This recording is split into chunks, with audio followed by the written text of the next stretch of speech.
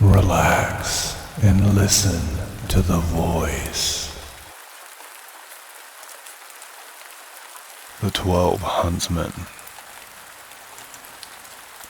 There once was a king's son who had a bride whom he loved very much, and when he was sitting beside her and very happy, news came that his father lay sick unto death, and desired to see him once again before his end.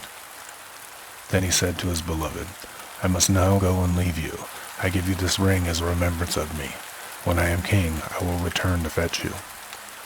So he rode away, and when he reached his father, the latter was dangerously ill, and near his death. He said to him, "Dear son, I wish to see you again once before my end. Promise me to marry as I wish." And he named a certain king's daughter who was to be his wife. The son was in such trouble that he did not think what he was doing, and he said, "Yes, dear father, your will shall be done." And thereupon the king shut his eyes and died. When therefore the son had been proclaimed king, and the time of mourning was over, he was forced to keep the promise which he had made to his father, and caused the king's daughter to be asked in marriage, and she was promised to him. His first betrothed heard of this, and fretted so much about his faithlessness that she nearly died. Then her father said to her, "Dearest child, why are you so sad? You shall have whatsoever you will." She thought for a moment and said, "Dear father, I wish for 11 girls exactly like myself, in face, figure, and size." The father said, "If it is possible, your desire shall be fulfilled." And he caused a search to be made in his whole kingdom until 11 young maidens were found who exactly resembled his daughter in face, figure, and size. When they came to the king's daughter, she had 12 suits of huntsmen's clothes made, all alike, and the 11 maidens had to put on the huntsman's clothes, and she herself put on the 12th suit. Thereupon she took leave of her father, and rode away with them, and rode to the court of her former betrothed, whom she loved so dearly. Then she asked if he required any huntsmen, and if he would take all of them into his service. The king looked at her and did not know her, but as they were such handsome fellows, he said yes, and that he would willingly take them, and now they were the king's 12 huntsmen.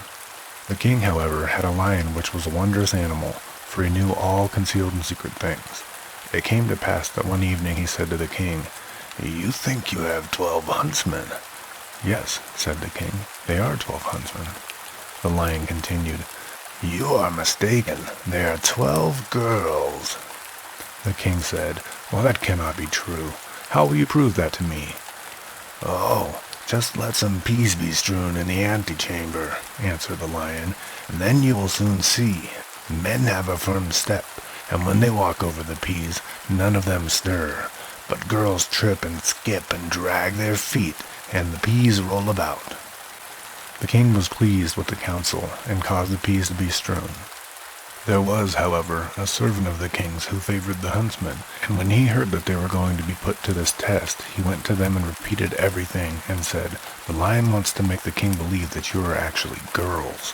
Then the king's daughter thanked him, and said to her maidens, "Show some strength, and step firmly on the peas." So the next morning, when the king had the 12 huntsmen called before him, and they came into the antechamber where the peas were lying, they stepped so firmly on them, and had such a strong, sure walk, that not one of the peas either rolled or stirred. Then they went away again, and the king said to the lion, "You have lied to me. They walk just like men." The lion said, "They have been informed that they were going to be put to the test, and have assumed some strength. Just let 12 spinning wheels be brought into the antechamber, and they will go to them and be pleased with them, and that is what no man would do." The king liked the advice, and had the spinning wheels placed in the antechamber. But the servant, who was well disposed to the huntsmen, went to them, and disclosed the project. So when they were alone, the king's daughter said to her 11 girls, "Show some constraint, and do not look around at the spinning wheels." And the next morning, when the king had his 12 huntsmen summoned, they went through the antechamber, and never once looked at the spinning wheels. Then the king again said to the lion, "You have deceived me. They're men, for they have not looked at the spinning wheels once." The lion replied, "They have learnt that they were going to be put to the test, and have restrained themselves." The king, however, would no longer believe the lion. The 12 huntsmen always followed the king to the chase, and his liking for them continuously increased. Now it came to pass that once when they were hunting, news came that the king's bride was approaching. When the true bride heard that, it hurt her so much that her heart was almost broken, and she fell fainting to the ground. The king thought something had happened to his dear huntsman, ran up to him, wanted to help, and drew his glove off. Then he saw the ring which he had given to his first bride, and when he looked in her face, he recognized her. Then his heart was so touched that he kissed her, and when she opened her eyes, he said, "You are mine, and I am yours, and no one in the world can alter that." He sent a messenger to the other bride, and entreated her to return to her own kingdom, for he had a wife already, and someone who had found an old key did not require a new one. Thereupon the wedding was celebrated, and the lion was again taken into favor, because, after all, he had been telling the truth.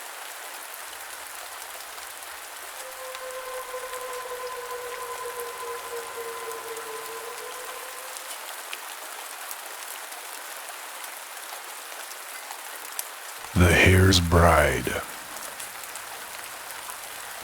There once was a woman and her daughter who lived in a pretty garden with cabbages, and a little hare came into it, and during the winter time ate all the cabbages. Then says the mother to the daughter, "Go into the garden and chase the hare away." The girl says to the little hare, "Shh, hare, you will be eating all of our cabbages."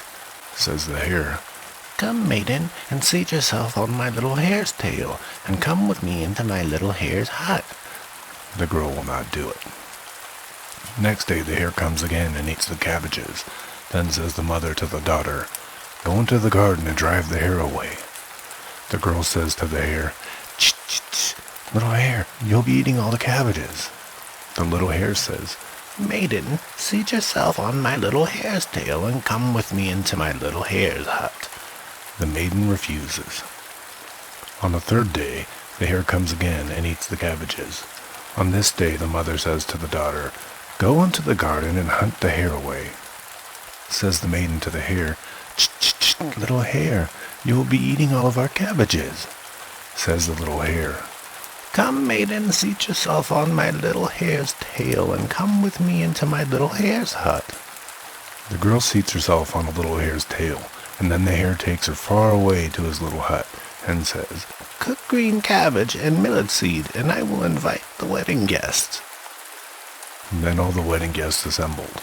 Who were the wedding guests? That I can tell you, as another has told it to me.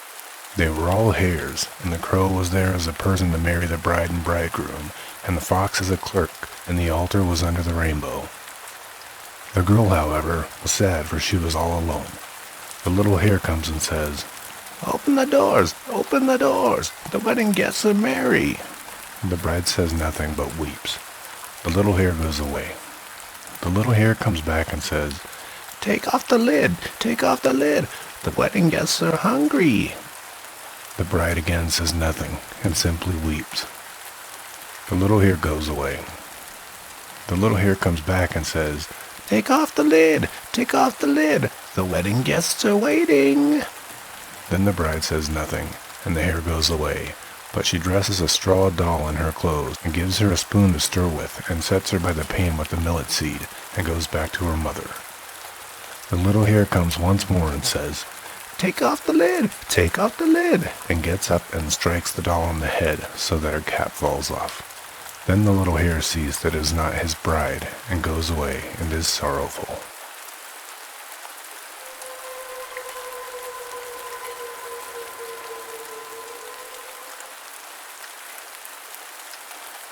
The Thief and His Master.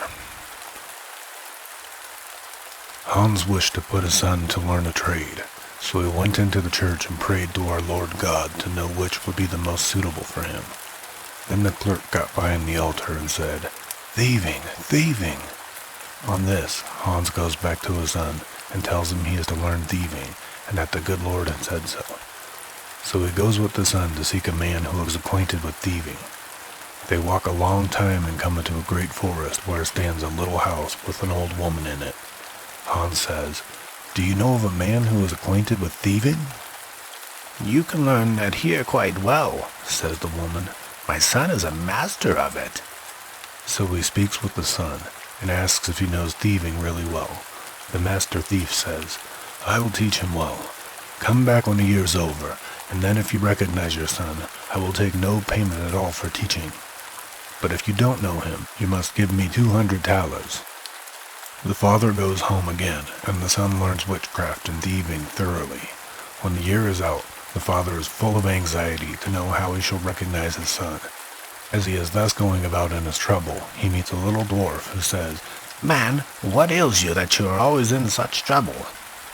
"Oh," says Hans, "a year ago I placed my son with a master thief who told me I was to come back when the year was out, and that if I then did not know my son when I saw him, I was to pay 200 talers, but if I did know him, I was to pay nothing, and now I am afraid of not knowing him, and can't tell where I am to get the money." Then the dwarf tells him, "Take a crust of bread, and stand beneath the chimney. There on the crossbeam is a basket, out of which a little bird is peeping, and that is your son."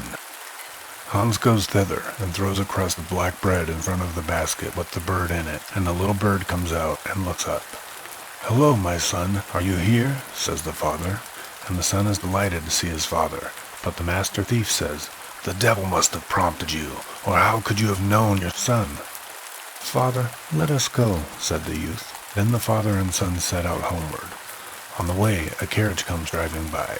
Hereupon the son says to his father, "I will change myself into a large greyhound, and then you can earn a great deal of money by me." Then the gentleman calls from the carriage, "My man, will you sell your dog?" "Yes," says the father. "How much do you want for it?" 30 talers. "Well, man, that is a great deal, but as it is such a very fine dog, I will have it." The gentleman takes it into his carriage, but when they have driven a little farther, the dog springs out of the carriage through the window and goes back to his father, and is no longer a greyhound. The next day there's a fair in the neighboring town, so the youth says to his father, "I will now change myself into a beautiful horse, and you can sell me, but when you have sold me, you must take off my bridle, or I cannot become a man again." Then the father goes with the horse to the fair, and the master thief comes and buys the horse for 100 talers. But the father forgets and does not take off the bridle, so the man goes home with the horse, and he puts it in the stable. When the maid crosses the threshold, the horse says, "Take off my bridle, take off my bridle." Then the maid stands still and says, "What? Can you speak?" So she goes and takes the bridle off, and the horse becomes a sparrow and flies out of the door, and the master thief becomes a sparrow also and flies after him. Then they come together and cast lots again, and the master loses. So the master changes himself into a cock, and the youth becomes a fox and bites the master's head off, and he died and has remained dead to this very day.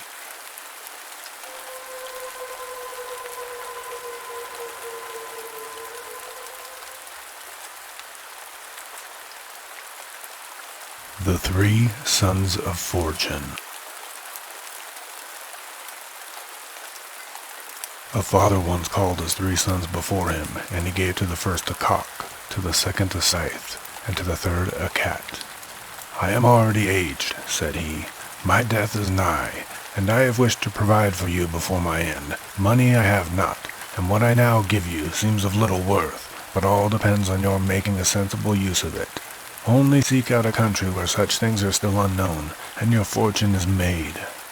After the father's death, the eldest went away with his cock, but wherever he came, the cock was already known. In the towns he saw them from a long distance, sitting upon the steeples and turning round on the wings, and in the villages he heard more than one crowing. No one would show any wonder at the creature, so that it did not look like as if he was to make his fortune by it. At last, however, it happened that he came to an island where the people knew nothing about cocks, and did not even understand how to divide their time. They certainly knew when it was morning or evening, but at night they did not sleep through it. Not one of them knew how to find out the time. "Look," said he, "what a proud creature. It has a ruby-red crown upon its head, and wears spurs like a knight. It calls you 3 times during the night, at fixed hours, and when it calls for the last time, the sun soon rises. But if it crows by broad daylight, then take notice, for there will certainly be a change of weather." The people were well pleased, for the whole night they did not sleep, and listened with great delight as the cock at 2, 4, and 6 o'clock loudly and clearly proclaimed the time. They asked if the creature were for sale, and how much he wanted for it. "About as much gold as an ass can carry," answered he, "a ridiculously small price for such a precious creature." They cried unanimously and willingly gave him what he had asked. When he came home with his wealth, his brothers were astonished, and the second said, "Well, I will go forth and see whether I cannot get rid of my scythe as profitably." But it did not look as if he would, for laborers met him everywhere, and they had scythes upon their shoulders just as well as he. At last, however, he chanced upon an island where the people knew nothing of scythes. When the corn was ripe there, they took cannons out to the fields and shot it down. Now this was rather an uncertain affair. Many shot right over it, others hit the ears instead of the stems, and shot them away, whereby much was lost. And besides all this, it made a terrible noise. So the man set to work and mowed it down so quietly and quickly that the people opened their mouths with astonishment. They agreed to give him what he wanted for the scythe, and he received a horse laden with as much gold as it could carry. And now the third brother wanted to take his cat to the right man. He fared just like the others. So long as he stayed in the mainland, there was nothing to be done. Every place had cats, and there were so many of them that newborn kittens were generally drowned in the ponds. At last he sailed over to an island, and it luckily happened that no cats had ever been seen there yet, and that the mice had gotten upper hand so much that they danced upon the tables and benches whether the masters were at home or not. The people complained bitterly of the plague. The king himself in his palace did not know how to protect himself against them. Mice squeaked in every corner and gnawed whatever they could lay hold of with their teeth. But now the cat began her chase, and soon cleared a couple of rooms, and the people begged the king to buy the wonderful beast for the country. The king willingly gave what was asked, which was a mule laden with gold, and the third brother came home with the greatest treasure of all. The cat made herself merry with the mice in the royal palace, and killed so many that they could not be counted. At last she grew warm with the work and thirsty, so she stood still, lifted up her head, and cried, "Meow, meow." When they heard this strange cry, the king and all of his people were frightened, and in their terror ran all at once out of the palace. Then the king took counsel what was best to be done. At last it was determined to send a herald to the cat, and demand that she should leave the palace, or if not, she was to expect that force would be used against her. The councillors said, "Rather will we let ourselves be plagued with the mice, for to that misfortune we are accustomed, than to give up our lives to such a monster as this." A noble youth, therefore, was sent to ask the cat whether she would peaceably quit the castle, but the cat, whose thirst had become still greater, merely answered, "Meow, meow." The youth understood her to say, "Most certainly not, most certainly not," and took this answer to the king. "Then," said the councillors, "she shall yield to force." Cannons were brought out, and the palace was soon in flames. When the fire reached the room where the cat was sitting, she sprang safely out of the window, but the besiegers did not leave off until the whole palace was shot down to the ground.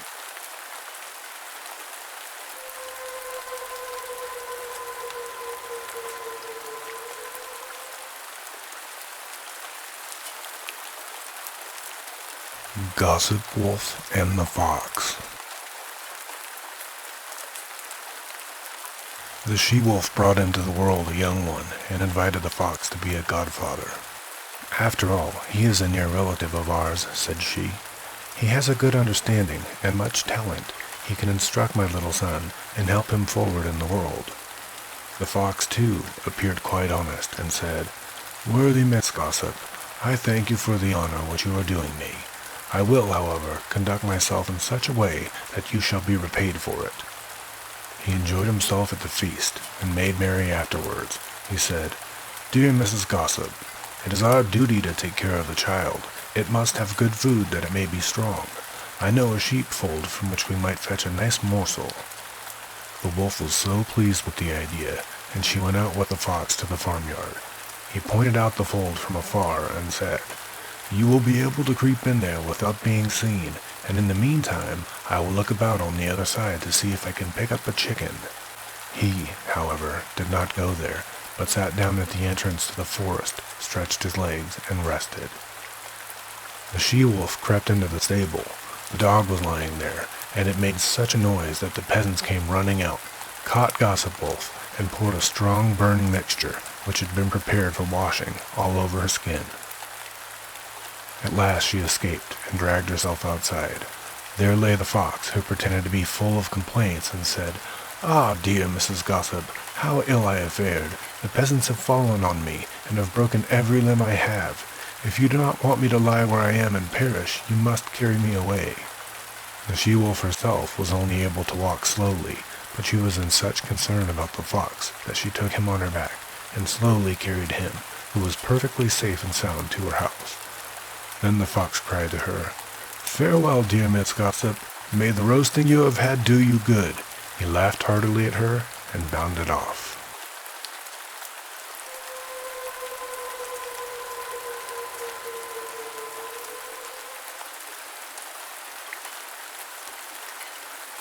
How 6 men got on in the world. There was once a man who understood all kinds of arts. He served in war and behaved well and bravely, but when the war was over, he received his dismissal and 3 farthings for his expenses on the way. "Wait," said he, "I shall not be content with this. If I can only meet with the right people, the king will yet have to give me all the treasure of the country." Then, full of anger, he went into the forest and saw a man standing therein who had plucked up 6 trees as if they were blades of corn. He said to him, "Will you be my servant and go with me?" "Yes," he answered, "but first I will take this little bundle of sticks home to my mother." And he took one of the trees and wrapped it around the 5 others, lifted the bundle on his back, and carried it away. Then he returned and went with his master, who said, "We 2 ought to be able to get through the world very well." And when they had walked on for a short while, they found a huntsman who was kneeling, had shouldered his gun, and was about to fire. The master said to him, "Huntsman, what are you going to shoot?" He answered, 2 miles from here a fly is sitting on a branch of an oak tree, and I want to shoot its left eye out." "Oh, come with me," said the man.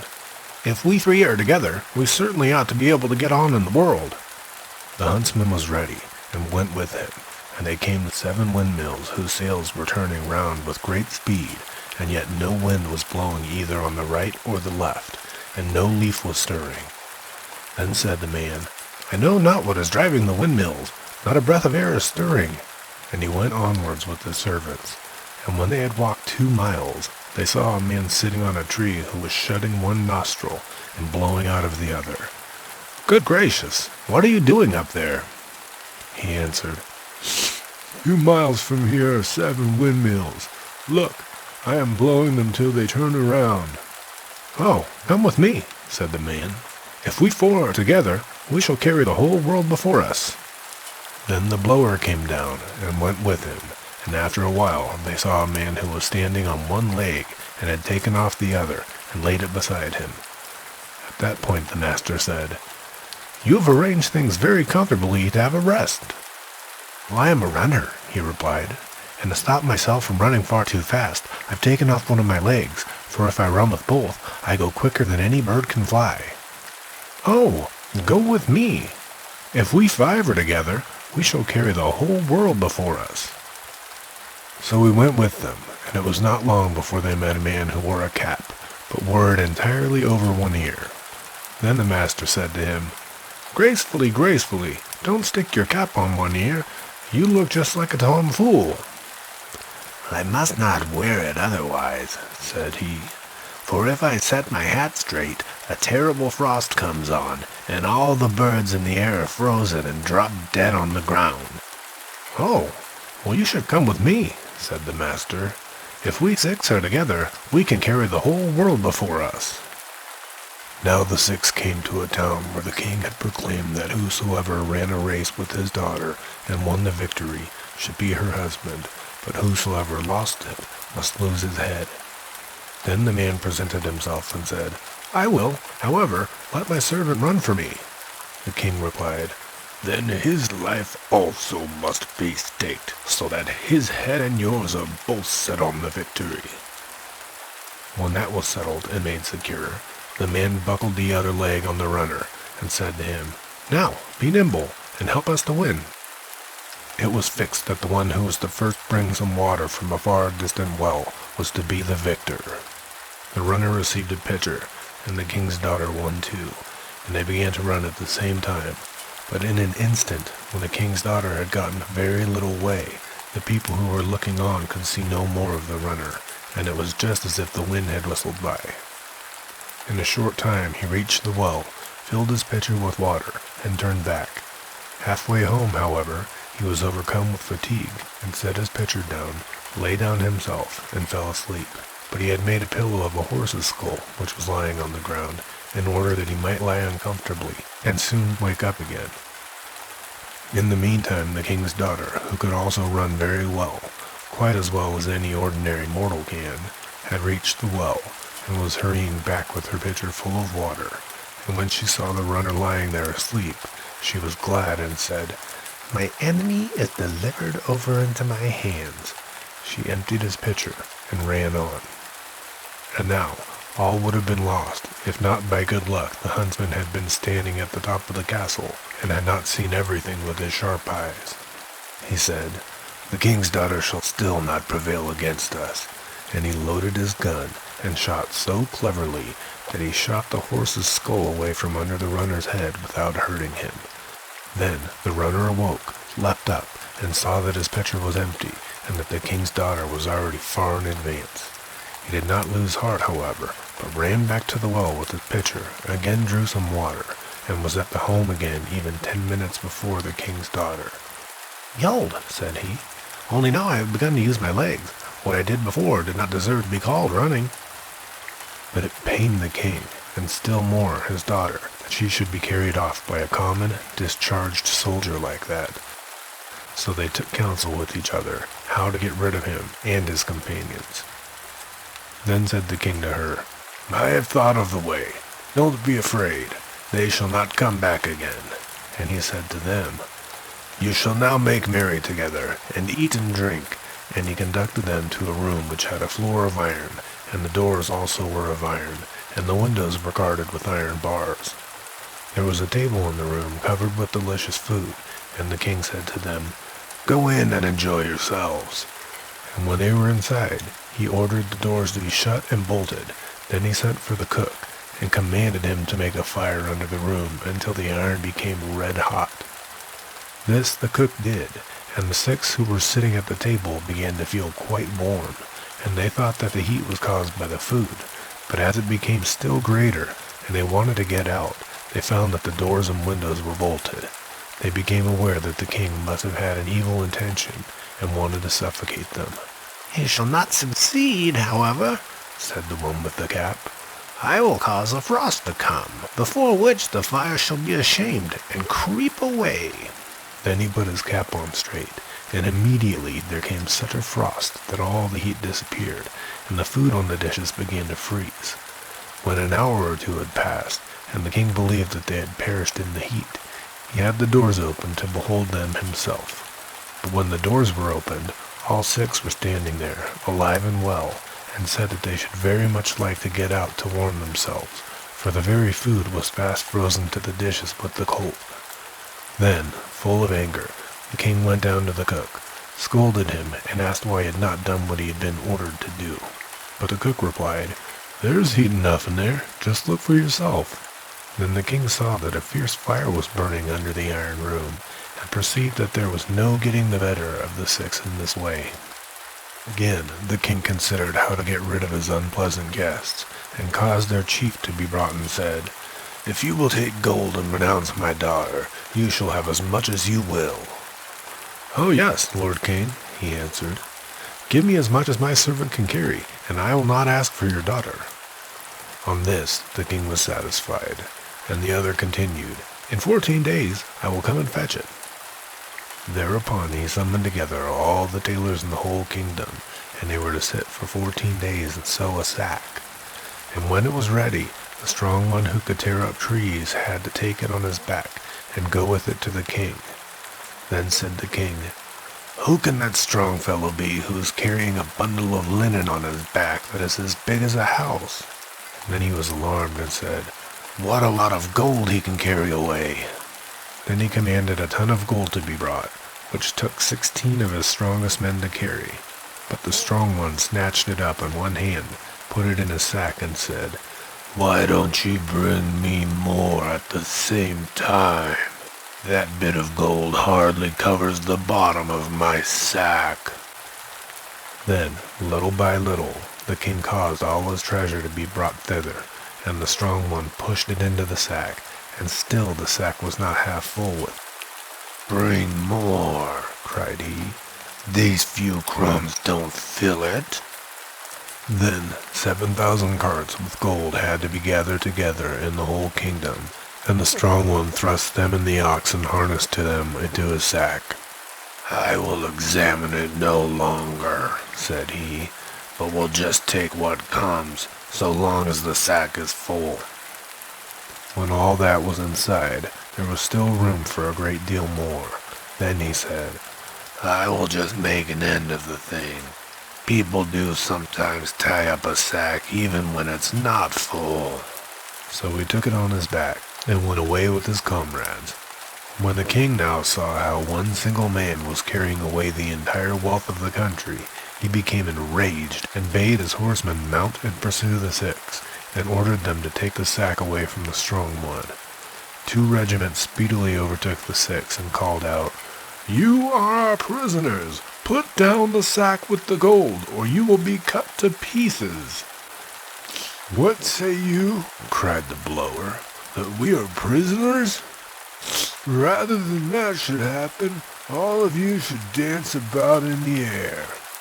And he closed one nostril, and with the other blew on the 2 regiments.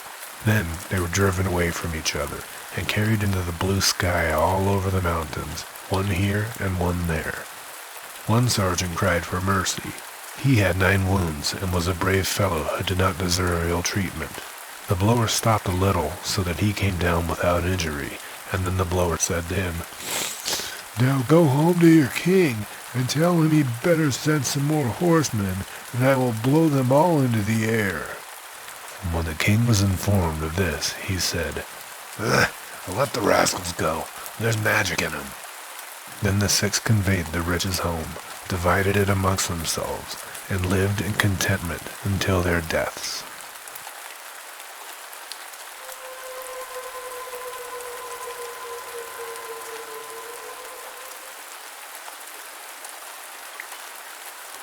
The Pink.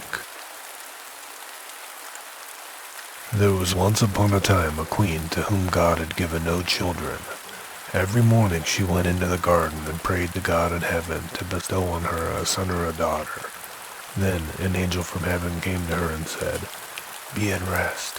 You shall have a son with the power of wishing, so that whatsoever in the world he wishes for, that shall he have." And then she went to the king and told him the joyful tidings, and when the time was come, she gave birth to a son, and the king was filled with gladness. Every morning she went with the child to the garden where the wild beasts were kept, and washed herself there in a clear stream. It happened once when the child was a little older that it was lying in her arms and she fell asleep. Then came the old cook, who knew that the child had the power of wishing, and stole it away, and he took a hen and cut it into pieces, and dropped some of its blood on the queen's apron and on her dress. Then he carried the child away to a secret place, where a nurse was obliged to suckle it, and he ran to the king and accused the queen of having allowed her child to be taken from her by the wild beasts. When the king saw the blood on her apron, he believed this. He fell into such a passion that he ordered a high tower to be built, in which neither sun or moon could be seen, and had his wife put into it, and walled it up. Here she was to stay for 7 years without meat or drink, and die of hunger. But God sent 2 angels from heaven in the shape of white doves, which flew to her twice a day, and carried her food until the 7 years were over. The cook, however, thought to himself, "If the child has the power of wishing, and I am here, he might very easily get me into trouble." So he left the palace and went to the boy, who was already big enough to speak, and said to him, "Hey, wish for a beautiful palace for yourself, with a garden and all else that pertains to it." Scarcely were the words out of the boy's mouth when everything was there that he had wished for. After a while, the cook said to him, "It's not well for you to be so alone. You should wish for a pretty girl as a companion." And then the king's son wished for one, and she immediately stood before him, and was more beautiful than any painter could have painted her. The two played together, and loved each other with all of their hearts, and the old cook went out hunting like a nobleman. The thought occurred to him, however, that the king's son might someday wish to be with his father, and thus bring him into great peril. So he went out and he took the maiden aside and said, "Tonight when the boy is asleep, go to his bed and plunge this knife into his heart, and bring me his heart and tongue. And if you don't do that, you'll lose your life." Thereupon he went away, and when he returned the next day, she had not done it, and said, "Why should I shed the blood of an innocent boy who has never harmed anyone?" The cook once more said, "Look, if you don't do it, it's going to cost you your own life." When he had gone away, she had a little hind brought to her, and ordered her to be killed, and took her heart and tongue, and laid them on a plate. And when she saw the old man coming, she said to the boy, "Lie down on your bed, and draw the clothes over you." And then the wicked wretch came in and said, "Where's the boy's heart and tongue?" The girl reached the plate to him, but the king's son threw off the quilt and said, "You old sinner, why did you want to kill me? Now I will pronounce thy sentence. You shall become a black poodle and have a gold collar around your neck, and you shall eat burning coals until the flames burst forth from your throat." When he had spoken those words, the old man was changed into a poodle dog, and had a gold collar around his neck, and the cooks were ordered to bring up some live coals, and these he ate, until the flames broke forth from his throat. The king's son remained there a short while longer, and he thought of his mother, and wondered if she were still alive. At length he said to the maiden, "I will go home to my own country. If you will go with me, I will provide for you." "Oh," she replied, "the way is so long, and what shall I do in a strange land where I am unknown?" And she did not seem quite willing, and as they could not be parted from each other, he wished that she might be changed into a beautiful pink, and took her with him. Then he went away to his own country, and the poodle had to run after him. He went to the tower in which his mother was confined, and as it was so high, he wished for a ladder which could reach up to the very top. Then he mounted up and looked inside and cried, "Beloved mother, lady, queen, are you still alive, or are you dead?" She answered, "I have just eaten, and I'm still satisfied," for she thought the angels were there. Said he, "I'm your dear son, whom the wild beasts were said to have torn from your arms, but I'm still alive, and I will soon set you free, okay?" Then he descended again, and went to his father, and caused himself to be announced as a strange huntsman, and asked if he could offer his service. The king said yes, if he was skillful and could get game for him, he should come to him. But that deer had never taken up their quarters in any part of the district or country. Then the huntsman promised to pronounce as much game for him as he could possibly use at the royal table. So he summoned all the huntsmen together, and bade them to go out into the forest with him. And he went with them, and he made them form a great circle, open at one end where he stationed himself, and he began to wish. 200 deer and more came running inside the circle at once, and the huntsman shot them.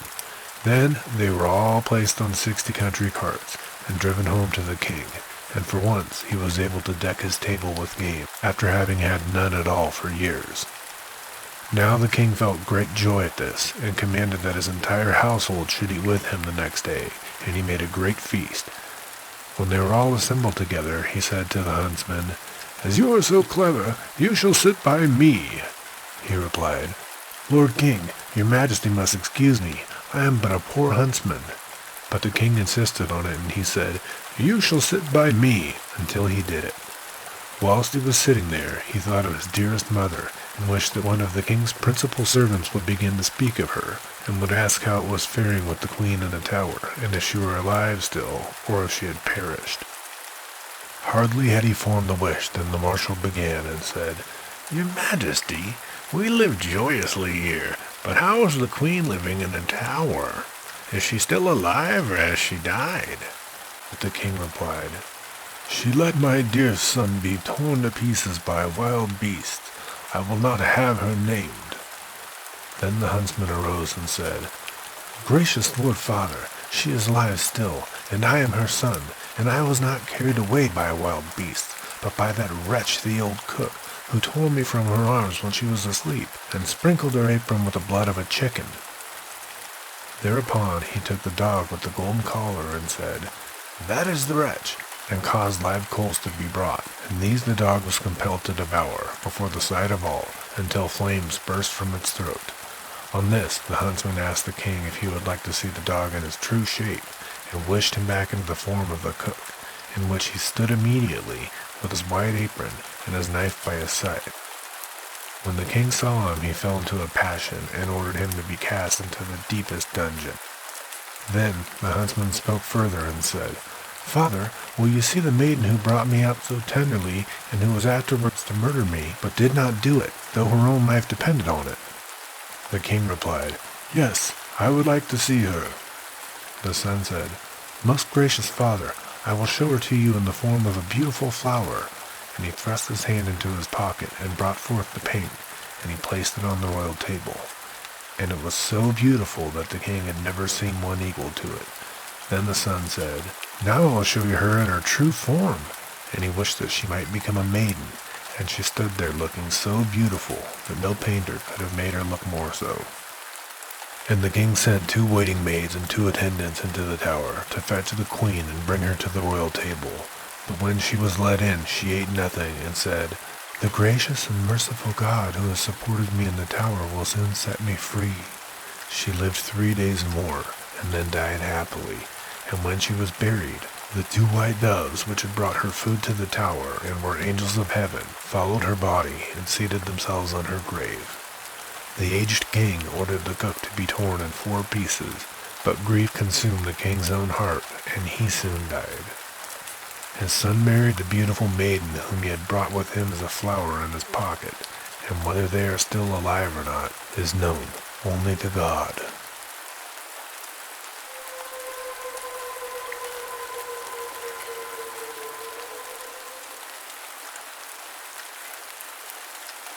The Old Man and His Grandson. There once was a very old man whose eyes had become dim, his ears dull of hearing, his knees trembled, and when he sat at the table he could hardly hold the spoon, and he spilt the broth upon the tablecloth or let it run out of his mouth. His son and his son's wife were disgusted at this, so the old grandfather at last had to sit in the corner behind the stove, and they gave him his food in an earthenware bowl, and not even enough of it. And he used to look towards the table with his eyes full of tears. Once, too, his trembling hands could not hold the bowl, and it fell to the ground and broke. The young wife scolded him, but he said nothing and only sighed. Then they bought him a wooden bowl for a few halfpence, out of which he had to eat. They were once sitting thus when the little grandson of 4 years old began to gather together some bits of wood upon the ground. "What are you doing there?" asked the father. "I'm making a little trough," answered the child, "for father and mother to eat out of when I am big." The man and his wife looked at each other for a while, and presently began to cry. Then they took the old grandfather to the table, and henceforth always let him eat with them, and likewise said nothing if he did spill a little bit of anything.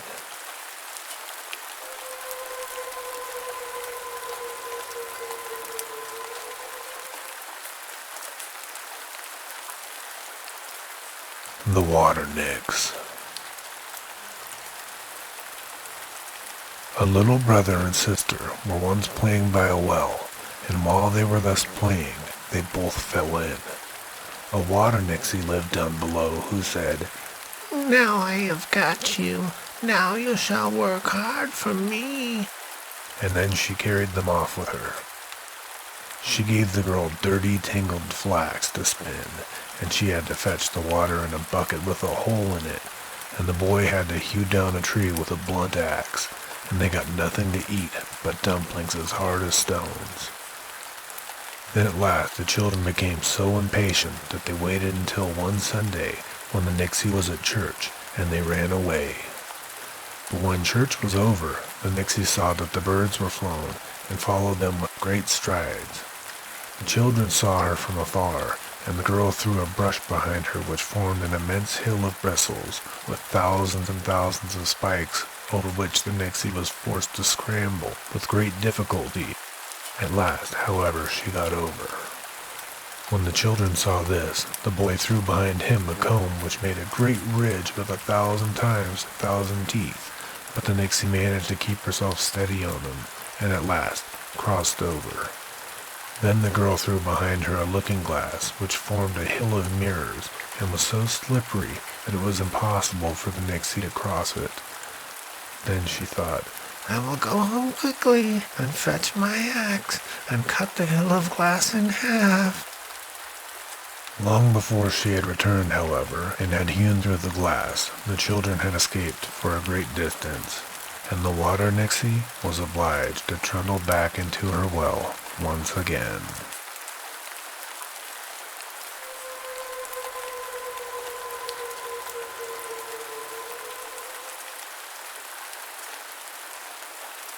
Brother Lustig. There was once upon a time a great war, and when it came to an end, many soldiers were discharged. Then Brother Lustig also received his dismissal, and with it nothing but a small loaf of ammunition bread and 4 kruzers in money, with which he departed. St. Peter, however, had placed himself in his way in the form of a poor beggar, and when Brother Lustig came up, he begged alms of him. Brother Lustig replied, Dear beggar man, what am I to give you? I have been a soldier, and I have received my dismissal, and have nothing but this little loaf of ammunition bread and 4 kruzers of money. When that is gone, I shall have to beg as well as you. Still, I will give you something. Thereupon he divided the loaf into 4 parts, and gave the apostle one of them, and the kruzers likewise. St. Peter thanked him, went onwards and threw himself again in the soldier's way as a beggar, but in another shape.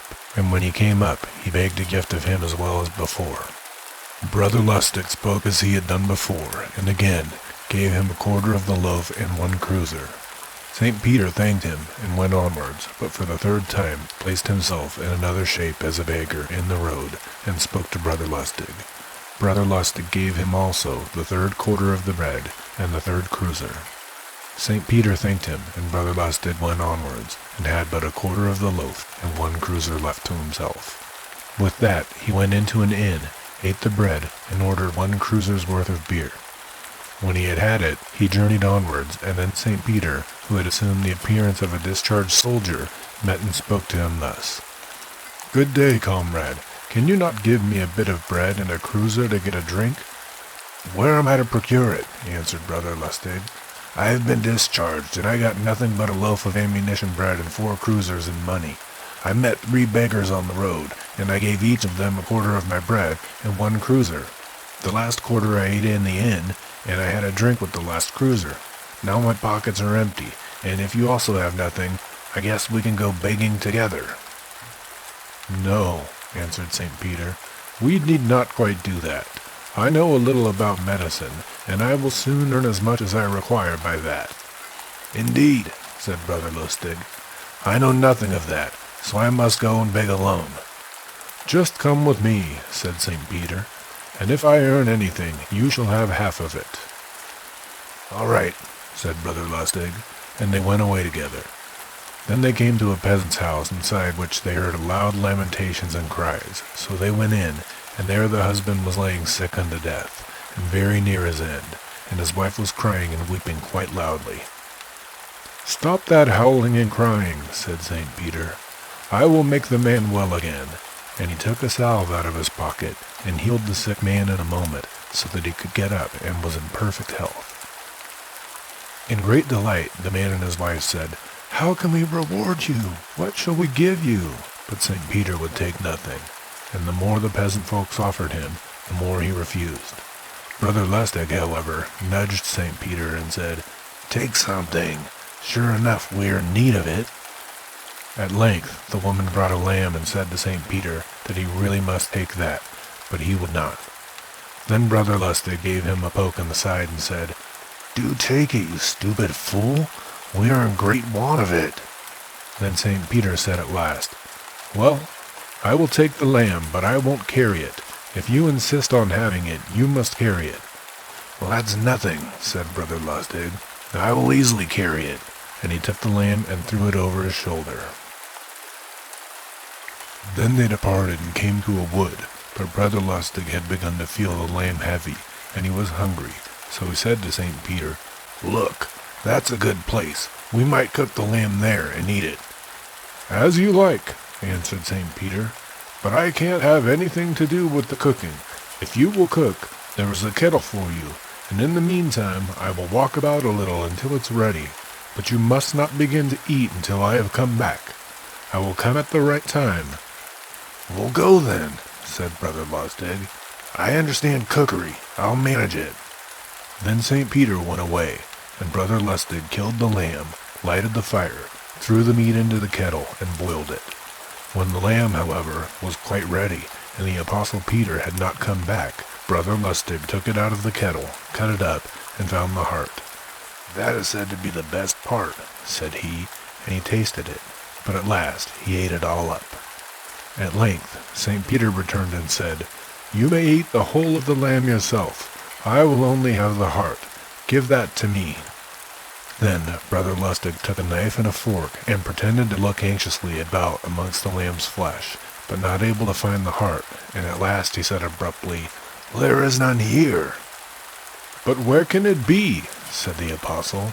"I don't know," replied Brother Lustig. "But look what fools we both are, to seek for a lamb's heart, and neither of us to remember that a lamb has no heart."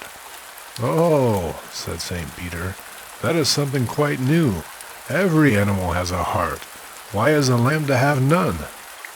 "No, be assured, my brother," said Brother Lustig, "that a lamb has no heart. Just consider it seriously, and then you will see that it really has none." "Well, it's all right," said St. Peter. "If there is no heart, then I want none of the lamb. You may eat it alone." "What I can't eat now, I'll carry away in my knapsack," said Brother Lustig, and he ate half the lamb and put the rest into his knapsack.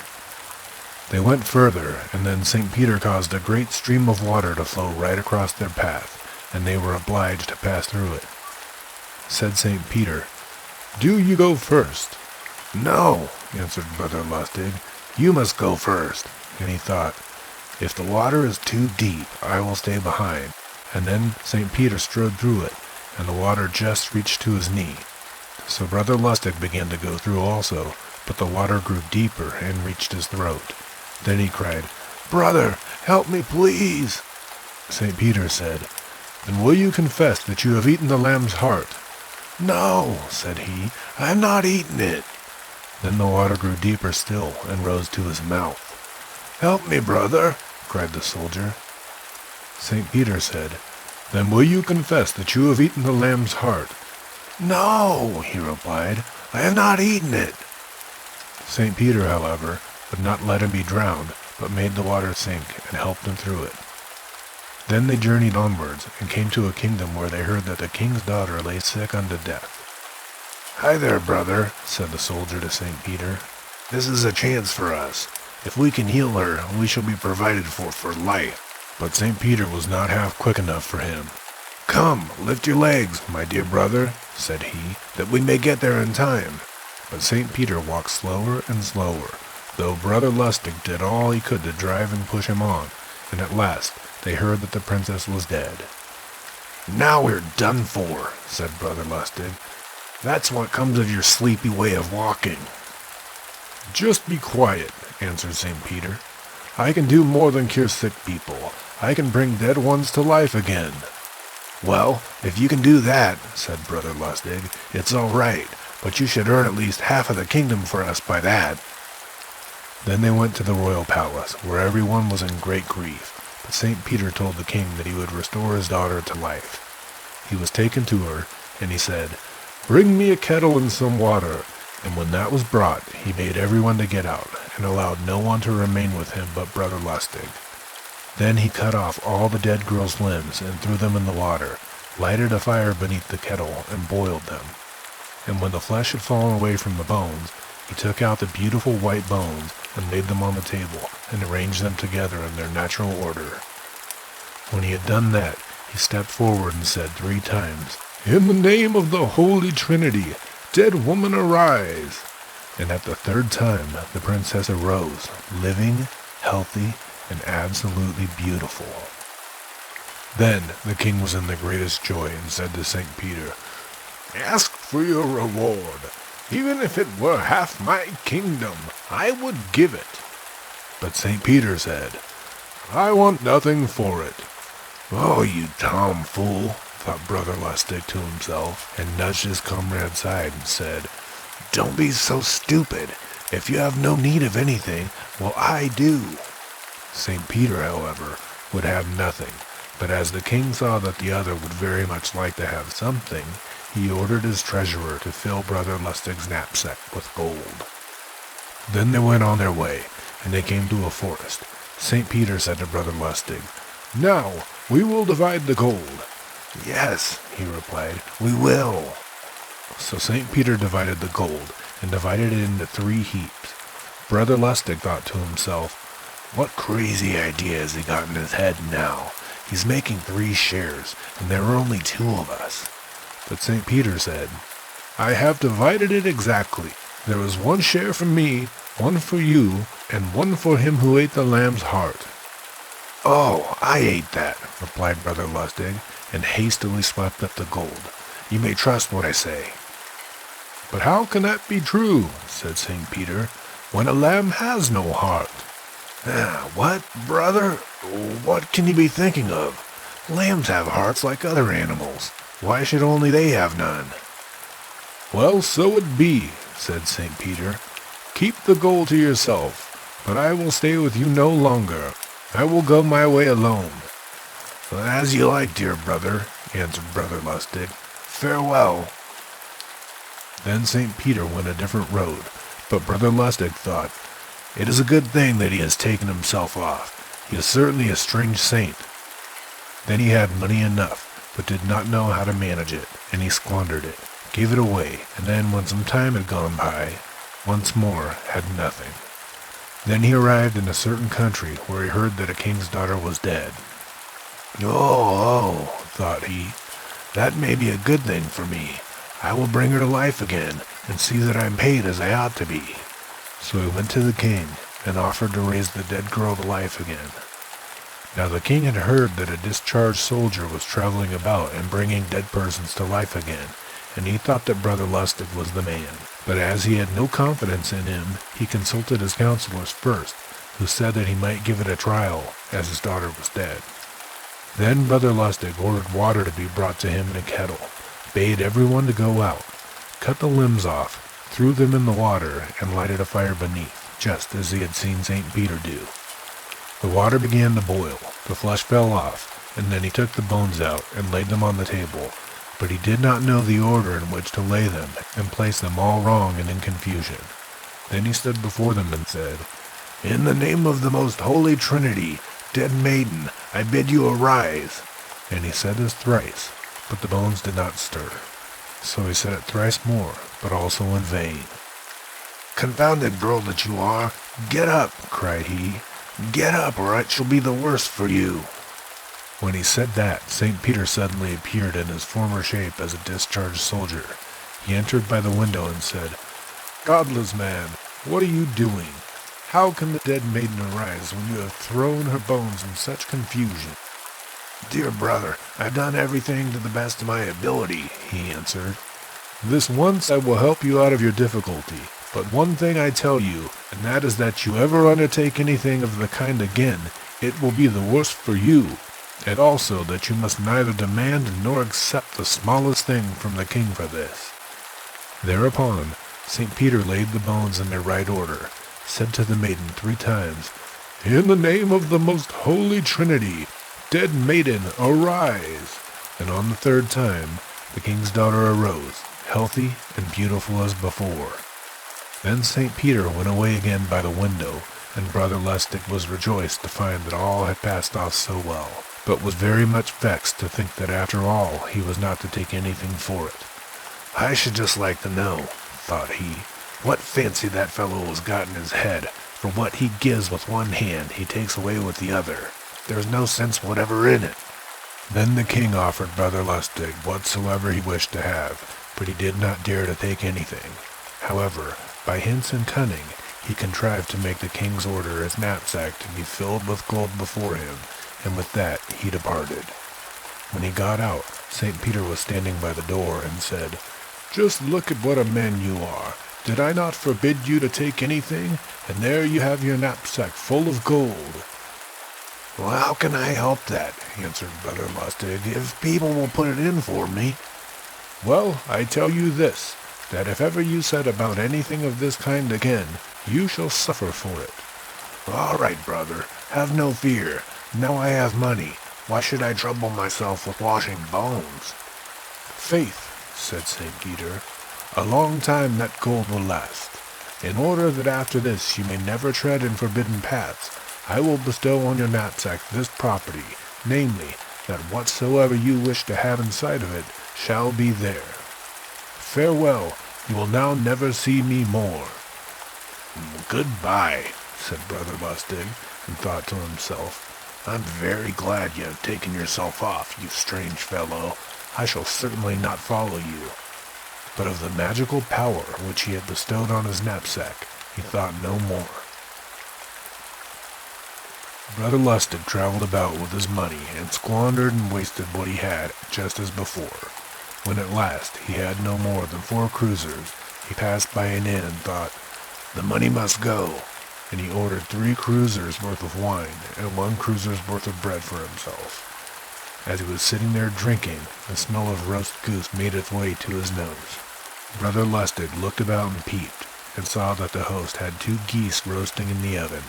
Then he remembered that his comrade had said that whatsoever he wished to have in his knapsack should be there. So he said, Oh, I must try that with the geese." So he went out, and when he was outside the door, he said, "I wish those 2 roasted geese out of the oven and into my knapsack." And when he had said that, he unbuckled it and looked in, and there they were inside of it. "Ah, that's right," said he. "Now I'm a made man." And he went away to a meadow, and he took out the roast meat. When he was in the midst of his meal, 2 journeymen came up and looked at the second goose, which was not yet touched, with hungry eyes. Brother Lustig thought to himself, "One is enough for me." And he called the 2 men up and said, "Hey, take the goose and eat it to my health." They thanked him, and they went with it to the inn, ordered themselves a half bottle of wine and a loaf, took out the goose which had been given to them, and began to eat. The hostess saw them and said to her husband, "Those 2 are eating a goose. Just look to see if it's not one of ours out of the oven." The landlord ran thither, and behold, the oven was empty. "What?" cried he. "You thievish crew! You want to eat goose as cheap as that? Pay for it this moment, or I will wash you well with green hazel sap." The 2 said, "We're no thieves. A discharged soldier gave us this goose outside there in the meadow." "You shall not throw dust in my eyes that way. The soldier was here, but he went out the door like an honest fellow. I looked after him myself. You are the thieves, and you shall pay." But as they could not pay, he took a stick and cudgeled them out of the house. Brother Lustig went on his way, and came to a place where there was a magnificent castle, and not far from it a wretched inn. He went to the inn and asked for a night's lodging, but the landlord turned him away and said, "There's no room here. The house is full of noble guests." "It surprises me that they should come to you, and not go to that splendid castle," said Brother Lustig. "Ah, indeed," replied the host, "but it is no slight matter to sleep there for a night. No one who has tried it so far has ever come out of it alive." "If the others have tried it," said Brother Lustig, "well, I'll try it too." "Leave it alone," said the host. "It will cost you your neck." "Well, it won't kill me at once," said Brother Lustig. "Just give me the key and some good food and wine." So the host gave him the key and food and wine, and with that, Brother Lustig went into the castle, enjoyed his supper, and at length, as he was sleepy, he lay down on the ground, for there was no bed. He soon fell asleep, but during the night was disturbed by a great noise, and when he awoke, he saw 9 ugly devils in the room, who had made a circle and were dancing around him. Brother Lustig said, "Well, dance as long as you'd like, but none of you must come too close." But the devils pressed continually nearer to him, and almost stepped on his face with their hideous feet. "Stop, you devils! Ghosts!" said he, but they behaved still worse. Then Brother Lustig grew angry and cried, "Stop! You'll soon see how I can make you quiet." and he got the leg of a chair and struck out into the midst of them with it. But 9 devils against 1 soldier were still too many, and when he struck those in front of him, the others seized him behind by the hair and tore it unmercifully. "Devil's crew," cried he, "this is too much, but just wait. Into my knapsack, all 9 of you, now!" In an instant, they were in it, and then he buckled it up and threw it into a corner. After this, all was suddenly quiet, and Brother Lustig lay down again and slept till it was bright day. Then came the innkeeper and the nobleman to whom the castle belonged, to see how he had fared.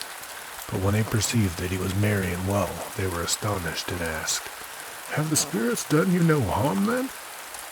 "Well, the reason they have not," answered Brother Lustig, "is because I've got the whole 9 of them in my knapsack. You may once more inhabit your castle quite tranquilly. None of them will ever haunt it again."